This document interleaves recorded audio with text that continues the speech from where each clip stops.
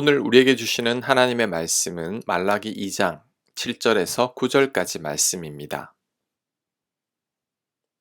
7절 제사장의 입술은 지식을 지켜야 하겠고 사람들은 그의 입에서 율법을 구하게 되어야 할 것이니 제사장은 만군의 여호와의 사자가 됨이거늘 너희는 옳은 길에서 떠나 많은 사람을 율법에 거스르게 하는도다. 아멘. 제사장은 백성들에게 율법을 가르치고 하나님 뜻대로 사는 게 무엇인지를 알려주는 자입니다. 이를 위해 하나님께서 제사장을 세웠습니다. 하지만 제사장들이 옳은 길에서 떠났습니다. 심지어 백성들에게 율법을 제대로 가르치지 않아서 백성들도 죄짓고 타락하게 만들었습니다. 그로 인해 하나님께서 제사장들을 심판하겠다고 말씀하십니다. 9절입니다. 그러므로 나도 너희가 모든 백성 앞에서 멸시와 천대를 받게 하였다. 너희가 나의 뜻을 따르지 않고 율법을 편파적으로 적용한 탓이다. 아멘. 세 번역으로 읽었습니다. 하나님께서 제사장들을 백성 앞에서 멸시와 천대를 받게 하셨습니다. 제사장들의 타락 때문이고 율법을 자신에게 유리하고 편파적으로 적용했기 때문입니다. 그런데 이런 현상들이 오늘날도 반복되고 있습니다. 많은 목회자들이 하나님의 말씀을 가르치지 아니하고 세상의 성공과 형통을 가르칩니다. 이 땅에서 복을 많이 받고 출세해야 하나님께 영광이 된다고 말씀합니다. 그런데 더 안타까운 것은 교인들도 그런 목회자의 설교를 선호합니다.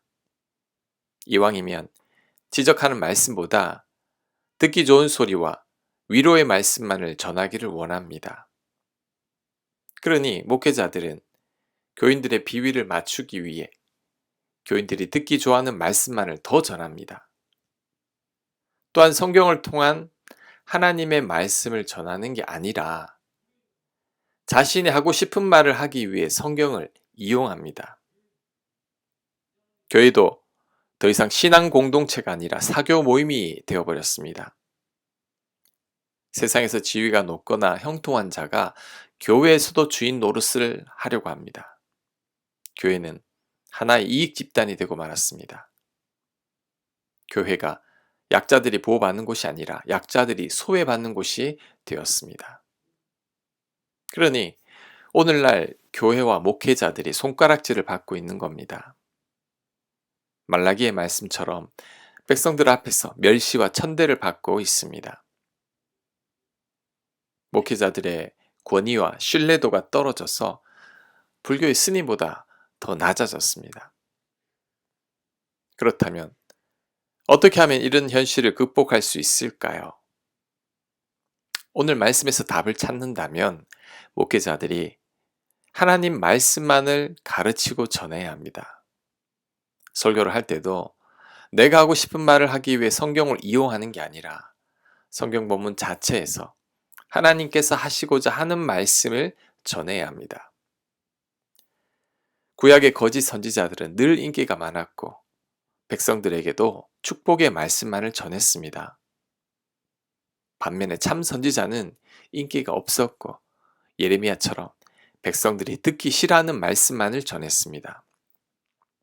우리는 이 사실을 꼭 명심해야 합니다. 또한 목회자들이 먼저 올바른 삶을 살아야 합니다. 모든 면에서 성도님들에게 본이 되어야 하죠.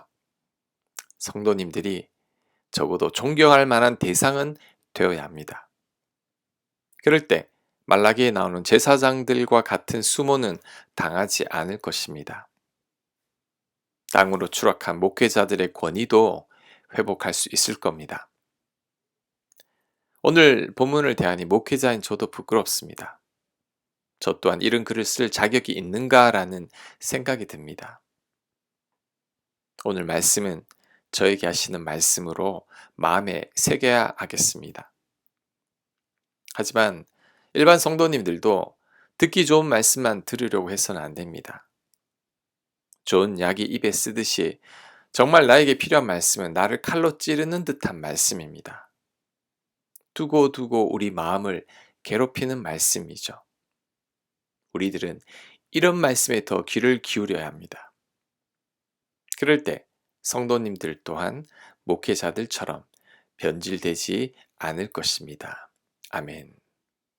하나님, 참과 거짓을 바로 분별하는 저희가 되게 하옵소서. 참 하나님 말씀에 귀를 기울이고 거짓된 말씀에 현혹되지 않는 저희들 되게 하여 주옵소서. 예수님 이름으로 기도합니다.